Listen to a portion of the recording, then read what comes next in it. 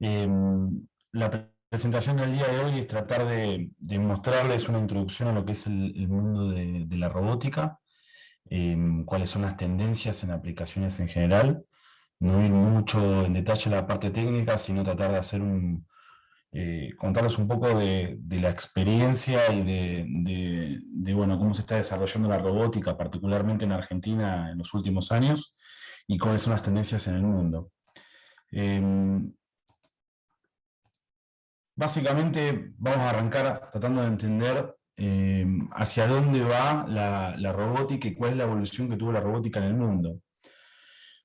Esto es un análisis bastante interesante, que se ven las unidades, digamos, consumidas de robot en el año 2020.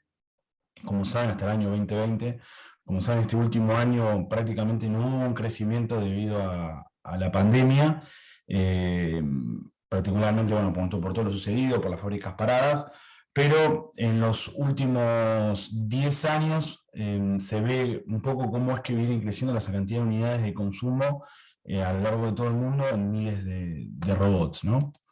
Eh, Básicamente lo que hay que entender cuando se habla del mundo de la robótica, lo más importante que se entiende es que salió del mercado automotriz, empezó sus primeros pasos justamente ahí. Por eso hoy en día el mercado que más robótica consume justamente es el automotriz, ¿no? Acá se ve un poco la evolución también en ese mercado. Es por lejos el mercado que estuvo más afectado con la pandemia, por lo tanto es donde menos creció en el último año. Pero, sin embargo, en el resto de industria general, como se le suele llamar, hay una tendencia de crecimiento muy fuerte en los distintos rubros, sobre todo en todo lo que es el tema de producción de electrónica, en el mercado asiático, que hace varios años tenía una porción muy poca de consumo de robótica, y hoy en día prácticamente la mayoría de las fábricas ya tienen trabajando robots en la mayoría de sus líneas. También en la parte de maquinaria, particularmente en Argentina, nosotros tenemos un foco muy fuerte en todo lo que es la producción de máquina agrícola, plásticos, alimentos y bebidas, donde se suele ver mucha robótica, particularmente en tema de picking y de paletizado, y bueno, otros distintos rubros. ¿Cómo es que está cómo está distribuido ese crecimiento en los distintos continentes? Bueno, como se ven, hace 10 años la verdad que el consumo estaba muy parejo, particularmente en lo que era Europa y Asia, y se ve como el mercado asiático, por la producción de consumo electrónico y justamente gran parte de las terminales automotrices que están migrando hacia ese continente, tomaron una mayor relevancia y de crecimiento en cantidad de unidades, ¿sí? Ahora, este es un dato bastante interesante y rompe un tabú con respecto a muchas personas o muchos empresarios o inclusive gremios o personas empleados que piensan que la robótica lo que viene a hacer es desplazar mano, digamos, operaria o trabajadores. Prácticamente, si ven los 5 principales mercados, los 5 principales países que tienen mayor consumo de robótica, son países donde casi hay pleno empleo. Entonces, un poco lo que viene a demostrar esto es que justamente los países donde más se suele trabajar con robótica, o más evolucionaron en este contenido, son los que terminan generando mayor cantidad de trabajo, ¿sí? Porque justamente las fábricas se vuelven más competitivas, y eso lo que permite a su vez es tener un crecimiento mayor. Cuando nosotros vemos un poco un análisis de un medidor que es muy común para ver dónde está parado el país en cuanto a tema de industria 4.0 y de robótica, nosotros un índice interesante que es la cantidad de robots cada 10.000 empleados que existen en ese país. Nosotros vemos que hay un promedio de unos 113 robots cada 10.000 empleados, y cuando uno hace un análisis en qué posición justamente se encontraría Argentina, lo que ve es esto, que se encuentra en el puesto número 36, con 21 robots cada 10.000 trabajadores. Esto lo que demuestra que la verdad que Argentina tiene una gran oportunidad de crecimiento justamente en la utilización de robótica, ¿no? Yendo a los tipos de robots, vemos que tenemos robots articulados de 6 ejes, también hay un menor consumo de lo que es robots cartesianos, Scar y Delta. Cada vez los robots cartesianos fueron cayendo en la producción, porque es una robótica que empieza a quedar en cierto tipo de aplicaciones muy rígida, con poca flexibilidad, y hay una tendencia de crecimiento justamente en los robots articulados. Es importante a la hora de tratar de entender desde dónde nace el concepto de industria 4.0, industria 4.0 porque tiene sus orígenes en Alemania. Cuando nosotros tratamos de entender esto, vemos que hay 4 pilares de la industria 4.0 que surgen justamente de una necesidad, ¿sí? El primero es, el mercado empieza a exigir que el tiempo de respuesta del producto al mercado sea cada vez menor, o sea, que nuestros tiempos de producción disminuyan y que yo logre cumplir con esa demanda de forma rápida. La segunda es flexibilidad. Yo lo que quiere la demanda es un producto específico para cada persona. Y bueno, justamente lo que yo tengo que lograr para lograr esa flexibilidad es tener un sistema, digamos, con mucha tecnología para poder variar mi producción de forma rápida. Por otro lado, el tema de la calidad, no tiene ningún tipo de sentido que yo mejore la flexibilidad o el tiempo de salida al mercado bajando la calidad de mi producto. Yo tengo que mantener la calidad de lo que estoy haciendo. Y por último, pero no menos importante, la eficiencia, ¿sí? Producir más con menos o por menos con lo mismo. Entonces, de esa forma, con estos 4 pilares, yo lo que logro es cumplir con lo que la demanda exige de una forma eficiente sin bajar la calidad. Ahora, está claro, digamos, que esto es la tendencia y que es lo que nuestras fábricas tienen que hacer. Ahora, ¿cómo logramos eso? Bueno, justamente con la utilización de nuevas tecnologías que acá un poco se describen, el tema de realidad aumentada, simulaciones, fabricación aditiva, robótica autónoma, que justamente es lo que compete en este tipo de presentación, Big Data, análisis importantes de datos, ¿sí? Para luego ver cómo procesarlos y trabajarlos y qué ejecutar de cambios en esto. Entonces, este tipo de tecnologías acá vamos a basarnos justamente en 2 que se presentan, que uno es la simulación y por otro lado lo que es la parte de robótica. ¿Cómo fue evolucionando la robótica en los últimos años? Cuando uno ve un robot de hace 32 años, año 1980, con respecto a ahora, ve que el costo es un 30% con respecto a lo que fue en ese momento. Su peso claramente cambió, disminuyó muchísimo, cada vez menos partes, entonces hace que sea un mantenimiento mucho más sencillo.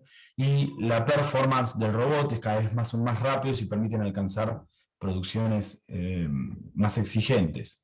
Esto es lo que permite que lo que era hace 32 años se intentaba implementar era costoso y solamente por ahí un mercado como el automotriz lo podía implementar. Hoy en día prácticamente cualquier tipo de industria tiene la posibilidad de hacer una utilización de uno de estos robots.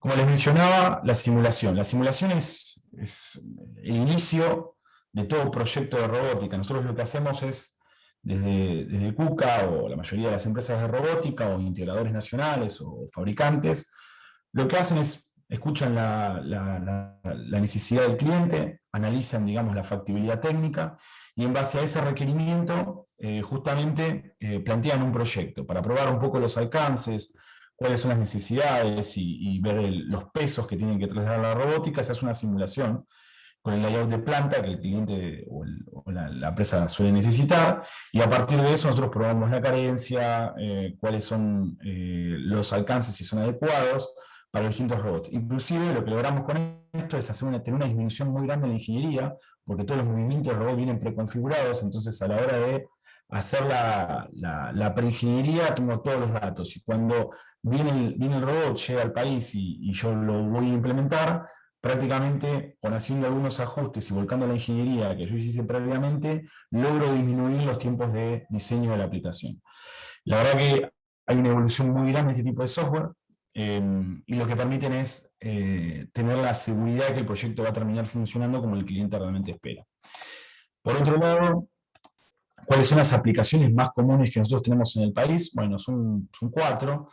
La primera es el tema de soldadura, por el parque automotriz que hay, y todo lo que es el mercado agrícola, de fabricantes agrícolas, hay una gran parte en el interior que realmente trabaja mucho con el tema de soldadura. Paletizado, para más que nada todo lo que es la industria de alimentos y bebidas, teniendo un gran desarrollo en los últimos años, y prácticamente la mayoría de los clientes de gran producción ya hoy en día empezaron o trabajan con paletizado y ven las ventajas que eso tiene.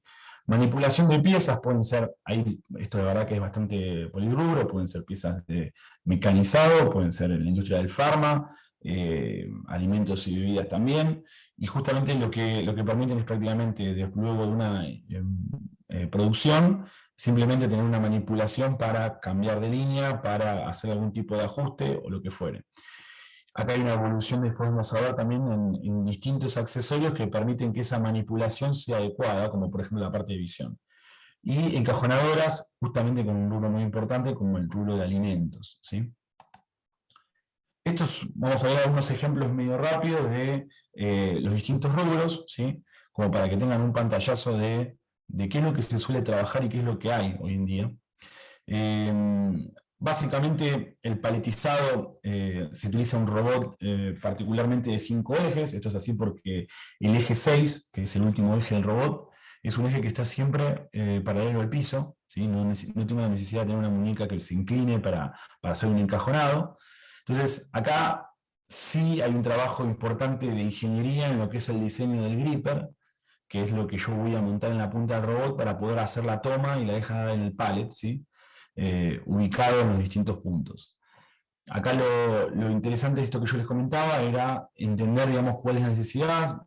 A partir de la carencia se hace un análisis de si se va a tomar el producto por una capa completa de pallet, si se va a tomar de algún producto. Entonces, lo que empiezo a tener es un juego entre el tamaño del robot. En realidad, al hablar del tamaño me refiero al peso que el robot puede levantar, porque siempre se va a contemplar el peso del producto más el peso del gripper, ¿no? Entonces, la suma de esos dos componentes es lo que me da el peso que el robot puede levantar y el alcance que tiene. Prácticamente con esas dos características yo puedo definir un poco en grandes rasgos de qué robot estoy hablando, ¿no?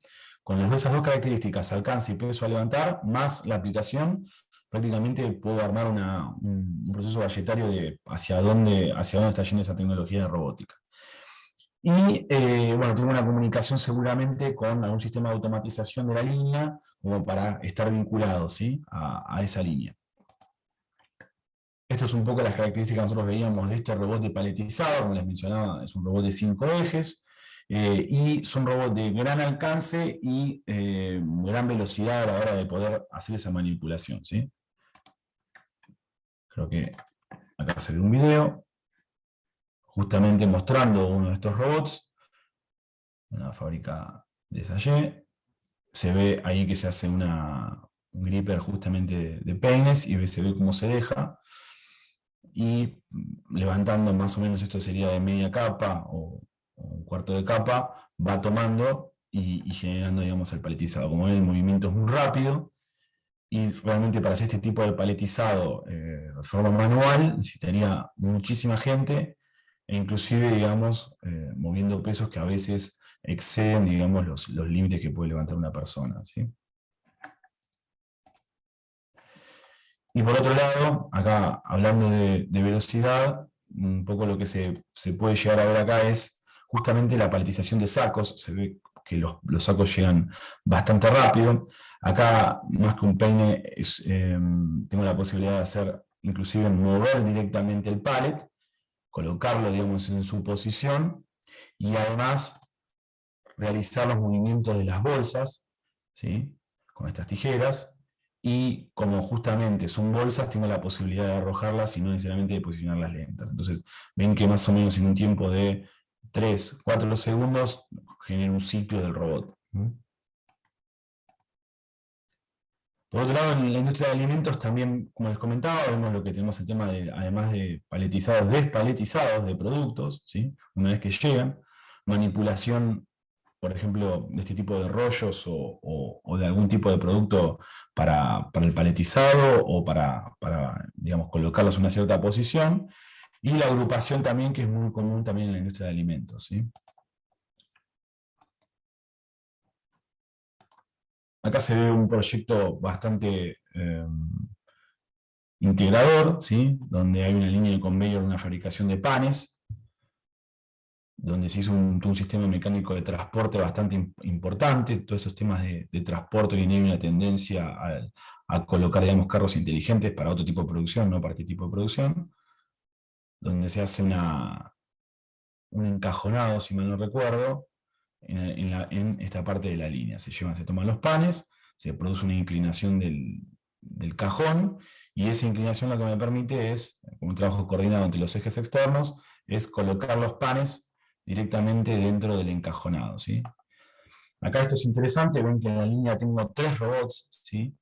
Y el sistema es inteligente y puede realizar una distribución de carga entre los 3 robots para que los 3 robots trabajen con la misma carga de trabajo, ¿sí? No es que el primero va a trabajar más que el segundo y el tercero, sino que directamente van a trabajar de forma pareja. Entonces esto lo que me permite es poder aumentar y llevar al límite mi producción.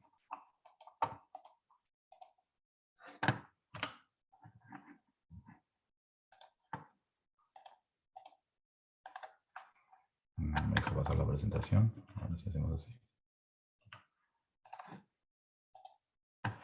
Bien.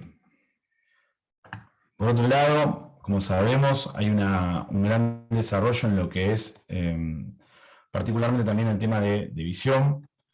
Cada vez están creciendo más la tecnología y la integración de la visión en la robótica, y esto un poco lo que me permite es conocer exactamente cómo es que vienen los productos y en base a eso, en tiempo real, mover la posición de mi robot para poder hacer ese tipo de trabajo de paletizado. Bien, picking, esto con lo mismo, acá en picking ya estamos hablando de distintos tipos de robots. Se puede trabajar con robot Delta o robot Escara, son robots rápidos de bajo peso, ¿sí? El robot Escara es un robot de 3 ejes, que lo que me permite es hacer una manipulación muy rápida de productos muy livianos. Y por otro lado tengo lo que es un robot Delta, también para bajo peso, con un poco más de grados de libertad y de radio de trabajo, este robot araña, que se suele montarse en el techo, para hacer manipulación de productos también muy livianos, ¿sí? Y muy rápidos. Acá se ve un poco justamente estos modelos de robot. Tenemos esta versión de robot en acero inoxidable para la parte de alimentos y de farma, donde esta tecnología de Peak Control, insisto, lo que hace es con un sistema de visión al inicio, ven dónde es que viene el producto, ¿sí?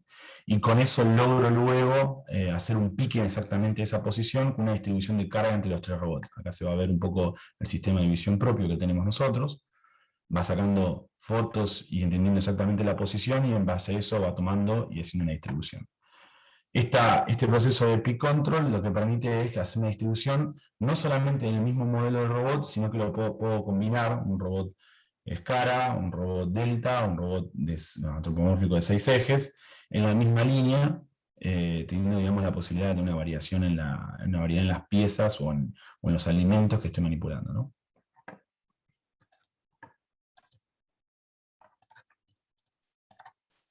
Bien. Luego, para lo que es la industria de paletizado, ¿sí? Es muy común hablar de cámaras frigoríficas, donde la temperatura de la cámara está en más de menos 20, menos 30 grados. Entonces, la verdad que estos robots, tenemos una solución, se llama solución Arctic, es común, que lo que permite es trabajar justamente dentro de las cámaras. Acá las ventajas son muchas, como saben, la mayoría en ese tipo de cámaras, al ser las temperaturas tan bajas, hay un problema de la enfermedad de los operarios.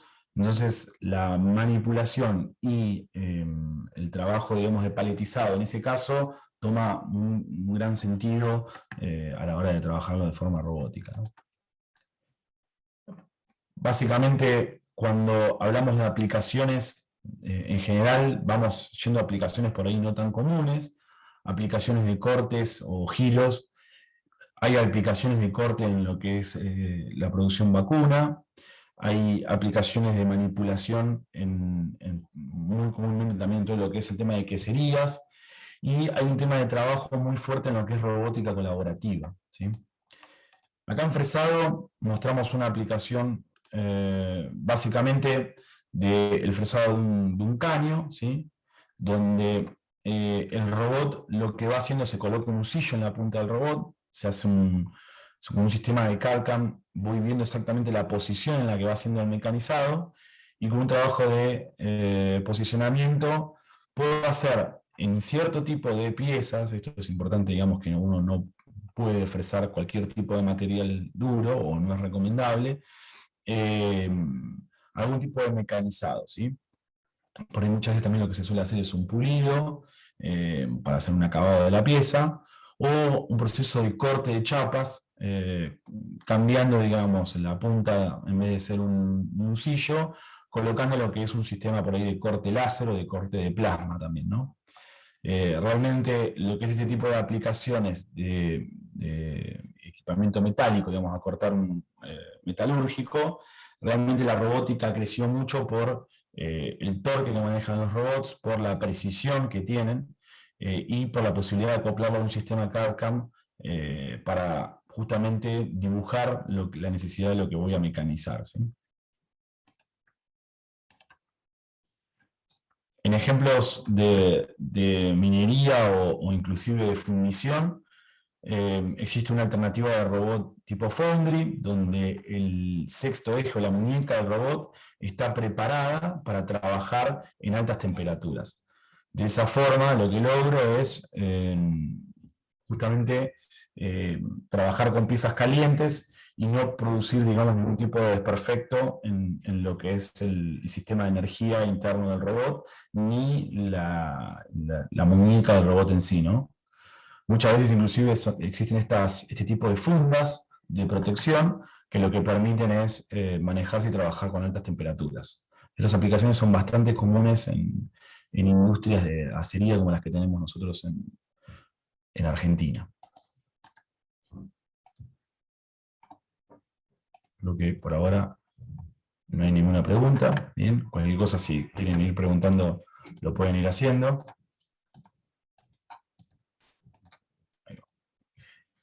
Y luego, esto es interesante para lo que es la industria de robot. Realmente hay un avance muy fuerte en las distintas tecnologías, y justamente el robot vas a hacer tener un trabajo con distintos accesorios para poder cumplir una función. Es así para pintura. Nosotros tenemos un convenio muy fuerte con Dior en todo lo que es el tema de cabinas de pintura. En soldadura, con pinzas de punta, o en visión 2D y 3D para conocer, digamos, exactamente la posición de la pieza y poder hacer una manipulación en base a su ubicación, digamos, ¿no? La verdad que en el tema de visión particularmente hay un crecimiento muy interesante, y este avance tecnológico lo que permitió es poder desarrollar muchos tipos de aplicaciones que previamente eran inviables con sistemas de robótica, ¿no? Vemos un proyecto de pintura. Realmente esto es más que nada, más que un proceso, es una prueba, donde el robot tiene en su punto una pistola de pintura, y justamente va haciendo el pintado. En este caso, las ventajas son muchas, porque el desperdicio de pintura que tengo es mínimo, porque la calidad y la terminación de la pintura es óptima, y uno ve, digamos, una vez que termina este proceso, la gran diferencia que hay entre hacer un pintado, digamos, manual o robotizado, digamos, ¿no?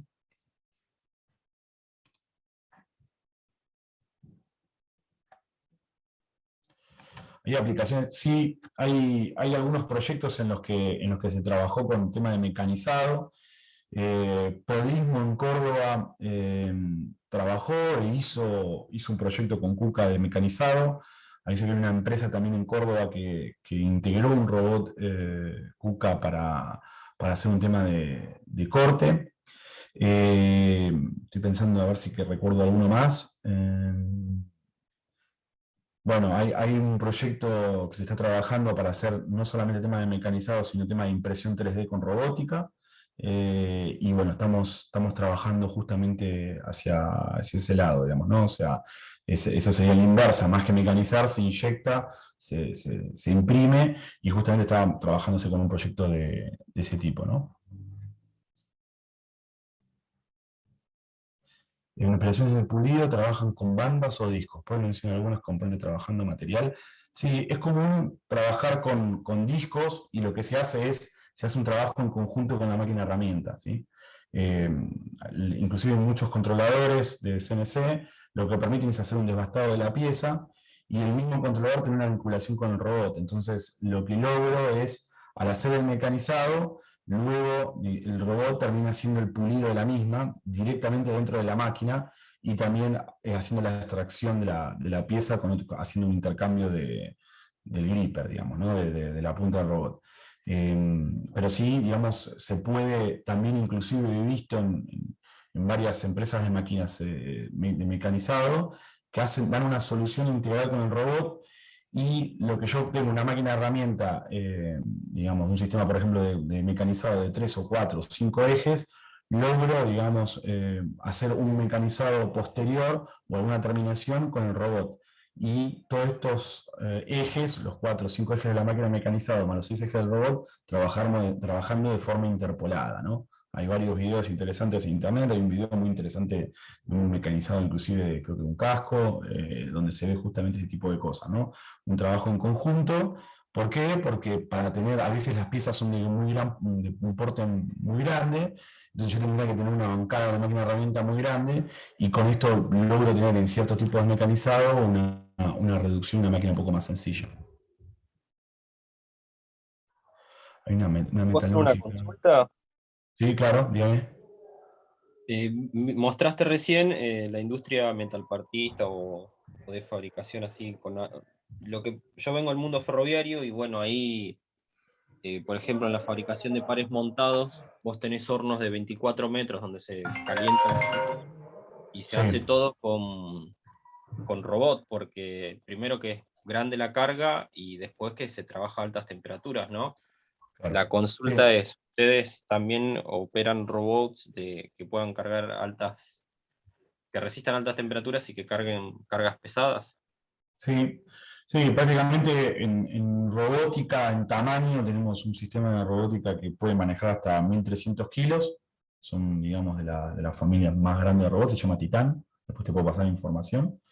Y justamente ese robot tiene la posibilidad de ser un Titan Foundry, que en la muñeca, digamos, permite manejar altas temperaturas. Se utiliza para industrias de fundición, para industrias de minería, y para algún tipo de industria, digamos, donde hay que mover algo de gran porte, digamos, ¿no? O sea, hay que ver un poco qué es lo que se quiere hacer, pero sí, digamos, en ese sentido hay una parte del portfolio que permite trabajar con eso, digamos, ¿no? Bien, en lo que es, de nada, lo que es, hoy en día dice, hay una metalúrgica pyme en Campana que pinta piezas con cobot. Sí, eh, por ahí, digamos, nosotros tenemos soluciones de robótica colaborativa, ¿no? Cobot. Hay que dejar en claro, y es muy importante entender eso, que el cobot en realidad solamente tiene sentido para aplicaciones colaborativas, ¿no? O sea, su nombre lo dice, es una colaborativa que trabaja en colaboración con un operario codo a codo. Hay ciertas veces uno ve aplicaciones de robótica colaborativa que no tienen mucho sentido, porque el robot está trabajando en una jaula cerrada. Entonces, prácticamente ahí tiene una desventaja muy grande. Eso es que el cobot suele ser un robot que se mueve lento, que suele ser seguro, pero no es aplicable en principio en ese sentido. O sea, hoy es un análisis mundial que dice que solamente el 8% de las aplicaciones mundiales realmente ameritan un robot colaborativo.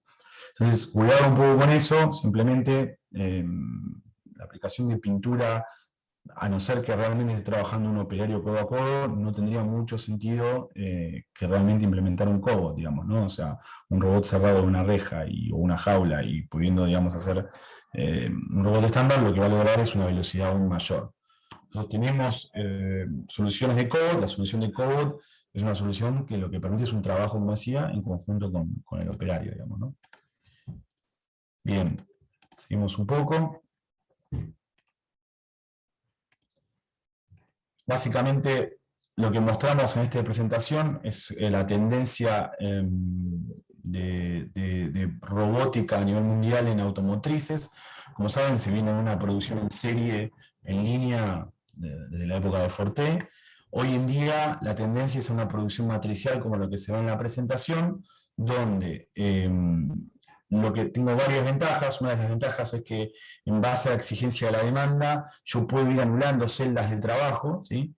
Y cómo es que cargo las piezas y manejo, digamos, la posibilidad de transporte. Bueno, en este caso no es un transporte rígido, que son transportes AMR, a veces lo llaman AGVs, pero en realidad son transportes AMR porque no hacen un seguimiento en el piso con una línea, sino que son vehículos inteligentes que toman decisiones en base a ciertas condiciones. Su posicionamiento es perfecto y es exacto, tiene una integración directamente con la parte de robótica, y de esa forma yo lo que voy logrando es manejando una flota de AMR, y voy cambiando las condiciones de trabajo o las posiciones según, no sé, colores, según cierto tipo de determinaciones que tengo que hacer, según demanda y cantidad. Entonces lo que logro es tener una eficiencia energética también. Bueno, son muchísimas las ventajas que tengo en este tipo de producción, y hay una clara tendencia en particular en la industria automotriz, que siempre es pionera en este tipo de tecnologías, en trabajar de esta forma, digamos, ¿no? Bien, a ver si tengo alguna pregunta. En cuanto a tecnología para el posicionamiento, nosotros tenemos una solución para colocar un joystick en la punta del robot. Lo que permite esto es llevar el robot a las distintas posiciones. Por ejemplo, podría ser por una aplicación de manipulación, soldadura, lo que se les ocurra, de componentes, de electrónica, y de esa forma en robots chicos, o digamos de no tan grande porte, podría después luego el robot copiar esos movimientos, y esto lo que hace es una simplificación en la programación del mismo, digamos, ¿no? Soluciones de soldadura. Normalmente en todas las soluciones de soldadura, sea de punto o de arco, ya hay una integración realizada inclusive muchas veces desde fábrica, con distintas marcas. Nosotros podemos hacer una integración de máquinas de soldar de cualquier marca. Tenemos un convenio muy fuerte con Fronius y con Gallagher en este tipo de soluciones.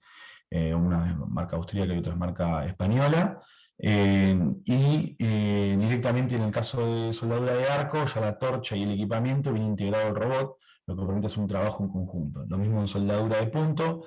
Esto sí tuvo, digamos, años de desarrollo, por más que nada por el mercado automotriz, pero vemos en Argentina un exponencial crecimiento en todo lo que es los proyectos de autopartistas, de empresas agrícolas en el interior, donde empiezan a ver las grandes ventajas que tiene la tecnología también. En ese caso las piezas no son perfectas como en el mercado automotriz, y la tecnología lo que permite es hacer ciertos tipos de mediciones para ir haciendo un seguimiento de la soldadura de forma dinámica a pesar de esas deformaciones, ¿sí? Nosotros tenemos esas tecnologías y realmente lo que vemos es que las soluciones para ese tipo de industrias son óptimas. Acá se ve un ejemplo de soldadura donde esto también es interesante. Lo que ven es un dispositivo externo, una mesa giratoria, que también es una solución nuestra, donde es un sistema de 3 ejes, ¿sí? Ven que acá va girando la pieza mientras el robot va soldando. Y acá es importante entender esto, ¿no? Los 3 ejes de la mesa y los 6 ejes del robot trabajan en conjunto, por lo tanto yo tengo una interpolación no de 6 ejes, sino de 9 ejes, ¿no? Es una definición un poco técnica, pero esto lo que me permite es llegar a ciertas posiciones, tener cierta precisión en posiciones que sin este tipo de mesa no podría tener, y donde el robot por ahí se le complicaría un poco ingresar para poder hacer ese tipo de soldadura, ¿sí? En soldadura de punto tengo la posibilidad de hacer un cambio automático de la punta, ¿sí? Como se ve acá, por debido al desgaste, y luego de eso, bueno, sigo mostrando acá todo lo que es el cambio, y ir haciendo a través de las distintas mediciones, ver cuál es el punto perfecto de soldadura para no pasarme y no generar un exceso de soldadura en la pieza o una deformación según justamente la temperatura o la inyección de corriente que mido que voy implementando, digamos, ¿no? El máximo de ejes que nosotros podemos soldar son 6 ejes más 6 ejes externos, ¿sí? Hay posibilidad de hacer algún tipo de trabajo colaborativo entre distintos robots. A partir de eso yo tendría la posibilidad, por ejemplo, de trabajar en conjunto con 2 sistemas de robótico con un sistema externo, a través de una licencia que se llama Roboteam, es un trabajo en conjunto de robots, pero las aplicaciones, digamos, de mayor cantidad de ejes son 6 ejes del robot, más otros 6 ejes externos que pueden ser mesa posicionadora, motor reductor y directamente que se arme lo que sea necesario, digamos, ¿no? Una interpolación de 12 ejes es algo ya, digamos, muy complejo a la hora de implementar.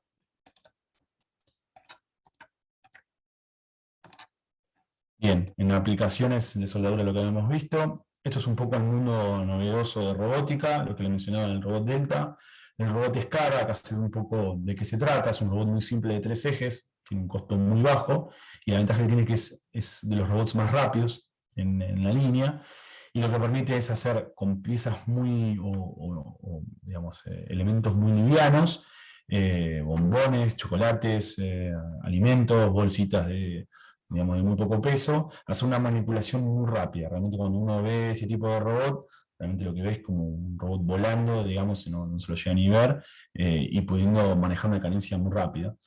Y la robótica colaborativa, como les mencionaba, que sigue, digamos, hay una impulsión muy grande en ese sentido. Prácticamente este robot es un robot muy utilizado en el mercado asiático para todo lo que se está lanzando, digamos, ahora. La idea es que se utilice justamente en todo lo que es el tema de electrónica, digamos, ¿no? O sea, colaborativa, electrónica colaborativa. Esto es algo que lo que venía mencionando con respecto al tema de robótica colaborativa. ¿Cuál es la ventaja que tiene? Va muchos años atrás, yo tenía una sola alternativa de tener alta flexibilidad productiva debido a que solamente disponía de personas para hacer el trabajo. En el año 1990, 1980, con el lanzamiento de los primeros robots, empezamos a trabajar con una alta productividad, pero la verdad que muy baja flexibilidad porque no tenía posibilidad de hacer un trabajo en conjunto, y la utilización de cobots, de al tener una persona al lado de un robot y trabajar en conjunto, me da lo mejor de ambos mundos, ¿no? O sea, una excelente capacidad de resolver algún tipo de actividad, digamos, o ejercicio, así como menciona ahí, impreciso, y bueno, la potencia, digamos, la posibilidad de manejar un peso excesivo o algo particular de un robot. Entonces, esto es lo que les comentaba, el 8% solamente de las aplicaciones son colaborativas. Hoy en día hay una evolución, esto es interesante también, de todo el sistema de seguridad, no colocando un enrejado, sino colocando sensores en el piso para que el robot trabaje de forma colaborativa. Nosotros tenemos una licencia que se llama Safe Operation, que lo que permite es esto. Al ir la persona acercándose a los distintos planos, yo lo que logro es tener que el robot empiece a trabajar de forma segura, o se maneja de forma lenta, o se hace de una forma, de forma muy cercana, prácticamente el robot se detiene, ¿sí? Entonces acá se ve un ejemplo de robótica colaborativa, se ve una persona en Alemania manipulando una pieza bastante pesada, donde se ve que el dedo de esa persona por ahí queda digamos, trabado. Entonces, colocar un robot colaborativo, este es nuestro ISI de 7 ejes, donde para la parte precisa y rápida trabaja la persona, y luego cuando hay que hacer una manipulación pesada, el robot directamente se encarga de ese trabajo. Entonces, una vez que termina ese trabajo colaborativo, la persona, si por algún motivo es colaborativo el robot, porque si toca ese robot, el robot se detiene de forma segura, ¿sí? No produciendo ningún tipo de accidente.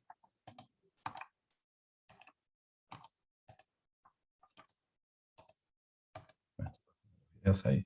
Y este tipo de robótica se utiliza inclusive para temas medicinales, como recuperación de articulaciones, ¿sí?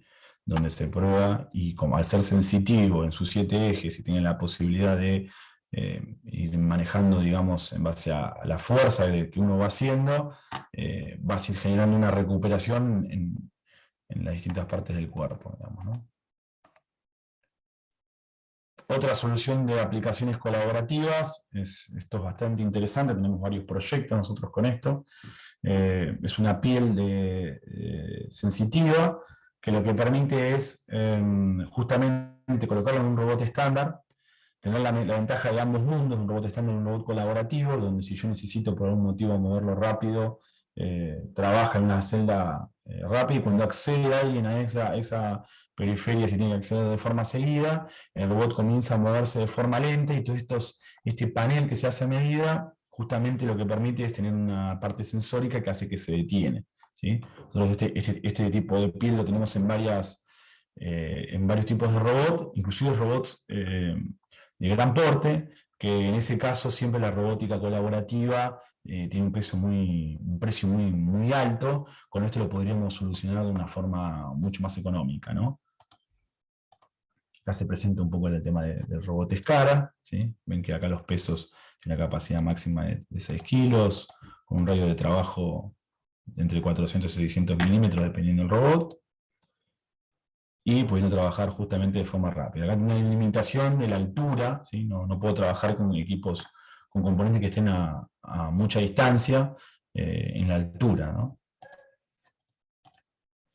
Sistemas AMR, acá prácticamente lo que se define es el peso de lo que va a trabajar el robot. Vamos a ver un video, ¿sí?, que muestra un poco las características que tiene el mismo. Consultas, ¿no? No. Perdón, otra vez el video, ahí va. Y bueno, este es un sistema de ruedas Omnium, lo que permite que se muevan de esta forma, digamos, porque cada una de las ruedas trabaja de forma independiente. Esto sirve para trasladarse en lo que es espacios muy reducidos. Capacidad de carga, por ejemplo, en este caso tiene la posibilidad de levantar 1500 kilos, pero puede levantar 200, 600, 1500, depende del modelo, 4000, 7000, 10000 kilos. Y una plataforma, digamos, de un lift de 200 milímetros que permite mover el pallet de forma segura por los sensores que tiene. Uno define un punto A al B y al C, y lo que hace el sistema va tomando ese trayecto, midiendo si hay algo que se cruza en el camino, deteniéndose y esquivándolo, o cambiando de orientación en base a algún tipo de condición que yo determine, digamos, ¿no?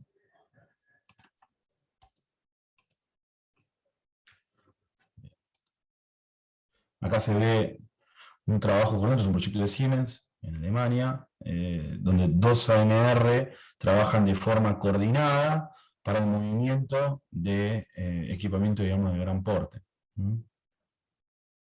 Estos AMR se pueden acoplar.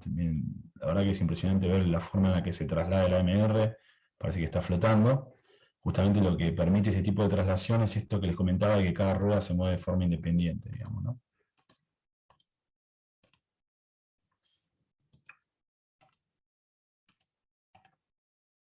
Y todo lo que hace ver a la plataforma de conectividad, todos nuestros sistemas tienen la posibilidad de conectarse a un sistema propio que se llama KUKA Connect, que permiten ver los consumos de corriente, cuál es el estado del robot, si es que se alarmó, si es que falló, ver las tareas de mantenimiento, ver si hay que hacer algún tipo de actualización, hacerla de forma remota, ver si alguno de los ejes está sobrecargado. Yo puedo acceder absolutamente a todos los datos del robot y trabajarlo con mi nube, ¿sí?, por la posibilidad de conectarme a mi nube propia, o colocar y trabajar en una nube de un tercero, como por ejemplo en el caso de Mindsphere de Siemens, y tomar datos justamente del estado continuo del robot y saber si está trabajando, cuántas horas, funciones de mantenimiento, batería, etcétera, digamos, ¿no?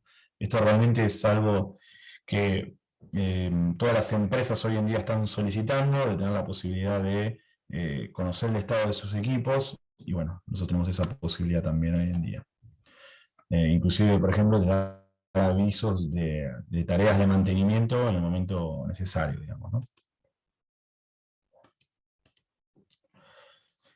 Y en una de las aplicaciones, saliendo un poco de lo estándar o más común, realmente cuando empezamos a ir a distintas partes del mundo, esto que parece por ahí muy lejano, realmente es algo que está sucediendo. Vemos distintos tipos de bares atendidos por robótica, kioscos, ¿sí?, para manipulación, robótica en todo lo que es el tema, por ejemplo, para servir algún tipo de bebida, ¿sí? Y bueno, cada vez ese tipo de rubro, o robots inclusive que cocinan, hay casos en Italia de robots que hacen pizza, casos en Italia también de robots que tienen en Milán con KUKA un bar, les ha atendido un bar. Y bueno, cada vez se está haciendo más cantidad de desarrollos específicos en la parte culinaria, digamos, ¿no?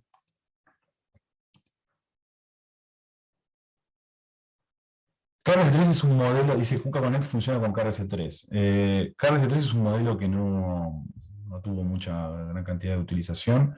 Y no, Kuka Connect funciona a partir de la versión KRS-4 y cierta versión, creo que si no me equivoco, la versión a partir de la versión 8.5. Igual, nada, hay que analizar un poco cuál es la necesidad y hay ciertos datos que seguramente se van a poder acceder de igual forma, digamos, ¿no?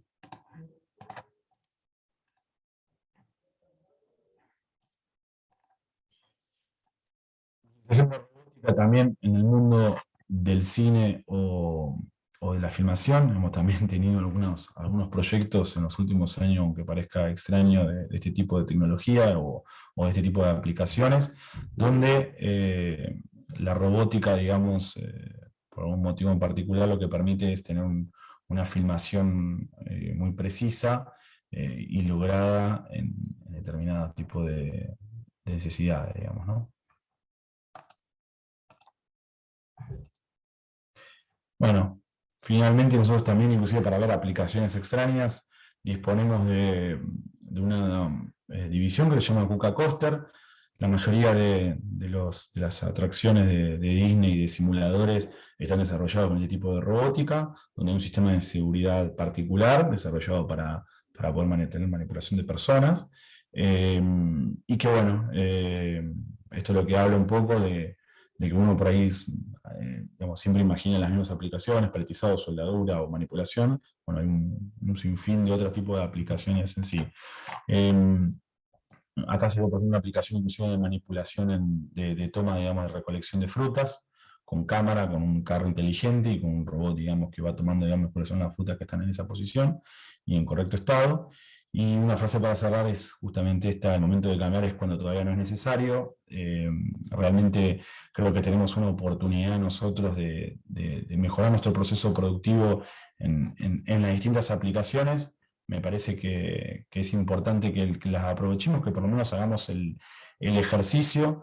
Me interesa mucho que de esta presentación lo que se puedan llevar es que hace varios años atrás la utilización de robótica era algo muy caro y muy complejo. Hoy en día eso ya no es así, y las empresas que empiezan a analizar sus procesos y colocar robots ven realmente las ventajas que tienen y cómo, digamos, volverse en definitiva una competitividad mayor, que es lo que queremos todos en definitiva en cada una de las industrias, digamos, ¿no? Así que por mi parte no hay mucho más. No sé si tienen alguna consulta que pueda ayudar, y si no, estos son mis datos, ¿sí? Este es mi mail y mi teléfono, por cualquier cosa que necesiten, digamos, a disposición para ustedes, digamos, ¿no? No sé si dejamos un espacio de consulta, si hay unos minutos más, y si tienen alguna duda, nada, a disposición.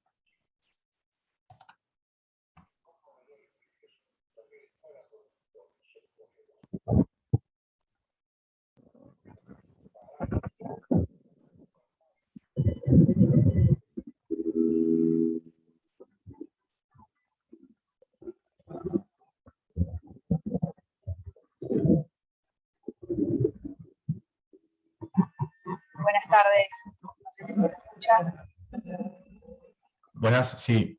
Voy respondiendo algunas preguntas que justo van haciendo. Robótica móvil, ¿en qué se están desarrollando? Como siempre, en todo lo que es la robótica, la industria, digamos, que siempre pica en punta es la automotriz. Hay varios proyectos para industria automotriz con los que estamos trabajando en robótica móvil. Bueno, gracias por la presentación, gracias, muy bueno. Medicina trabaja, algo más en medicina trabajan. En medicina, sí, en producción de todo lo que es equipamiento de farma, tenemos un proyecto que estamos trabajando. Y sé, nosotros no, pero sé que algún competidor trabajó, digamos, en un hospital, digamos, con un robot que justamente permite hacer operaciones, ¿sí? Acabo de mencionar, digamos, porque es algo extremadamente novedoso. ¿Cuál es el alcance de la solución para recolectar la fruta que hicieron? Se aplicó solo en... Este es un proyecto que el tema de recolección de fruta que no se hizo acá, pero sí podemos obtener información. Lo que sé es que sí hay un tema de trabajo de visión muy importante para justamente ver la calidad o el momento, digamos, de la maduración de la fruta y hacer la recolección en base a eso, digamos, ¿no? Gracias, gracias también. Bueno, gracias por la presentación. ¿Existe alguna interacción de Kuka con el sector académico? Sí, desde ya, Humberto, si ya vas a tener alguna necesidad, tenemos una plataforma, estos simuladores que les había mostrado, lo que permiten es, para la parte académica, poder, digamos, tener un precio casi, digamos, a un modo de regalo para poder hacer un trabajo en conjunto en todo lo que es el tema de simulación, y tenemos celdas educativas para poder trabajar. Bueno, y siempre que haya alguna necesidad para la parte académica, desde ya que pueden contar con nosotros, inclusive para dar una charla, cursos o lo que fuera que necesiten. Hay alguien que me quería hablar, ¿no? No sé si justo lo corté o la corté. Yo quería hacer una pregunta, Pablo. Ok. Bueno, primero, sumamente interesante la presentación. Bueno, Yo muchas trabajo gracias. en recursos humanos y bueno, es casi para mí inevitable cuando veo esto preguntarme dónde están las personas, ¿no? Eh, Varias veces lo fuiste comentando en la presentación y esto de la robotización colaborativa, la robótica Sí. colaborativa, te consulto, ¿es una instancia hacia otra robótica donde la persona no esté tan participando en el proceso, o esto crees que se va a sostener? Y por otro lado, los procesos que no se ven en estas presentaciones, estas filmaciones que mostraste, que son procesos de mantenimiento, de reparación, de limpieza, digamos, que actúa ahí la persona, se hace también de forma robotizada, digamos, cómo hacer para evolucionar hacia esto, ¿no? Sin que las personas que hoy trabajan en las líneas de producción queden excluidas, sino que se incluyan. Sí, sí. Gracias. Bueno, son muy buenas las preguntas. Vamos por parte, digamos, te contesto primero la segunda y después sigo con la primera. Sí, hay que hacer sin lugar a dudas, nosotros hablamos siempre de ubicar a la persona en el trabajo, en un trabajo más calificado, ¿no? Entonces, lo primero que hay que entender es que la robótica, digamos, se empieza a utilizar por ahí muchas veces en cosas, digamos, o en aplicaciones donde muchas veces se genera algún tipo de daño para la persona que está trabajando, por tema del peso, digamos, que se está levantando, temas de paletizado. Mira, yo te cuento justamente un caso. Hoy estoy en Ushuaia visitando acá, y como ustedes saben, en Tierra del Fuego hay muchas empresas de producción para todo lo que es el tema de electrodomésticos. Bueno, un aire acondicionado o una parte del aire acondicionado en sí pesa 40 kilos, y eso está fuera de la normativa de trabajo de una persona, digamos, que pueda levantar ese peso constantemente de 40 kilos. Bueno, justamente con un robot de paletizado y las personas, digamos, ubicándolas en la posibilidad de darle mantenimiento al robot, de darle un seguimiento, de llevándolo, digamos, a la parte más técnica de análisis de datos. Obviamente que estos países que yo mostraba que tenían un consumo alto de robots, también hicieron un trabajo interno de la parte de capacitación y darle más valor agregado a las personas, digamos, ¿no? En sus trabajos en el día a día. Hay un estudio que demuestra que prácticamente va a haber un cambio muy grande del tipo de trabajo a nivel global, digamos, ¿no? Entonces, realmente inclusive, por ejemplo, hay un crecimiento muy fuerte en lo que son personas de analistas de datos. Entonces, seguramente va a haber una necesidad de una preparación de esa gente, digamos, ¿no? Eso por el lado del lado del trabajo.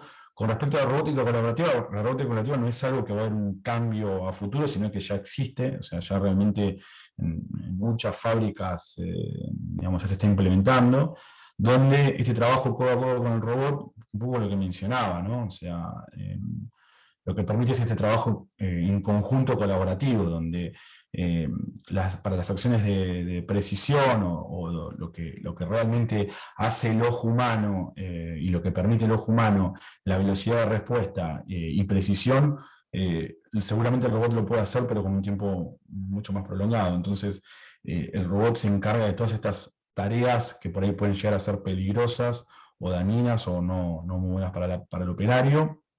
Y bueno, justamente la persona se encarga del resto de las tareas.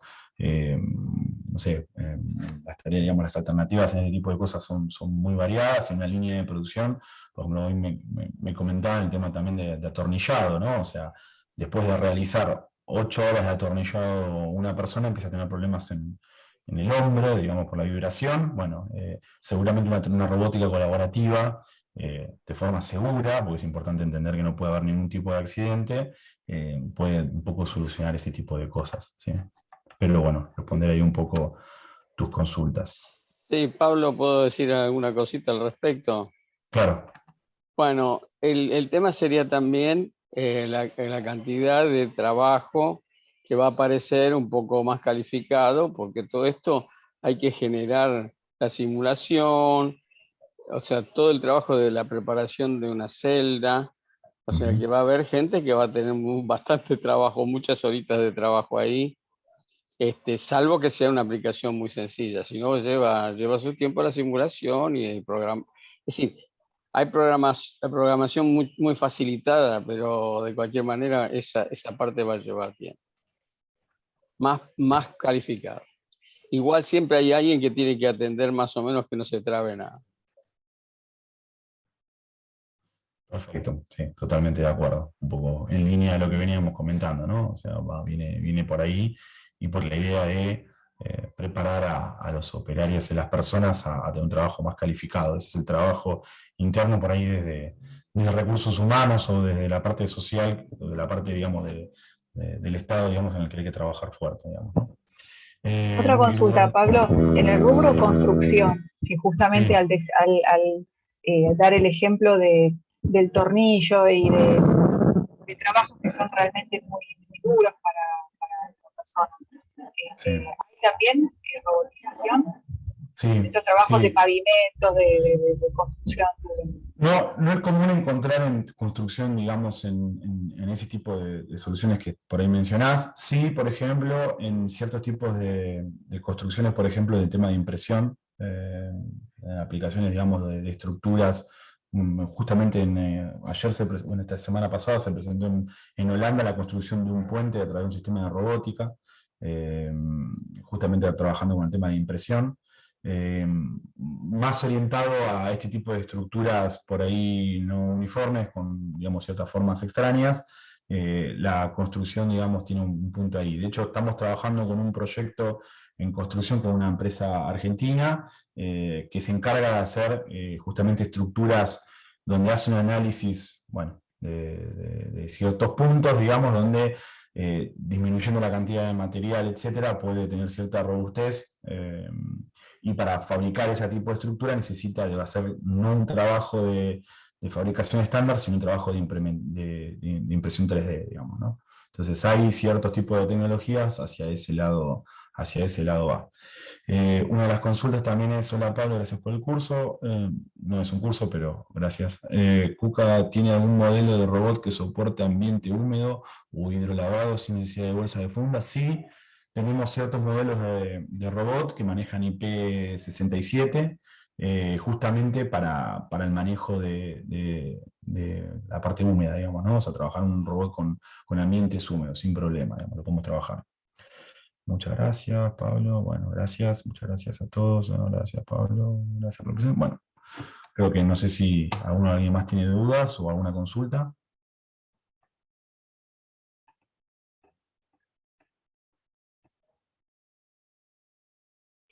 Bueno, yo te voy a agradecer, Pablo, de parte de ADECA, que yo te estuve contactando en un par de oportunidades, así que muy agradecido y bueno, seguimos trabajando en conjunto.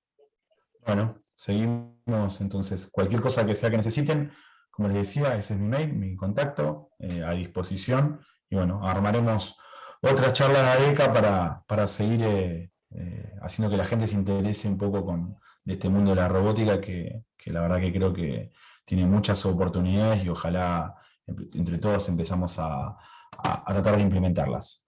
Les mando un saludo a todos, un abrazo a la distancia, que sigan bien, hasta luego, chao, chao. Gracias, Pablo. Gracias por todo, saludos a Buenas todos. tardes. Gracias por todo.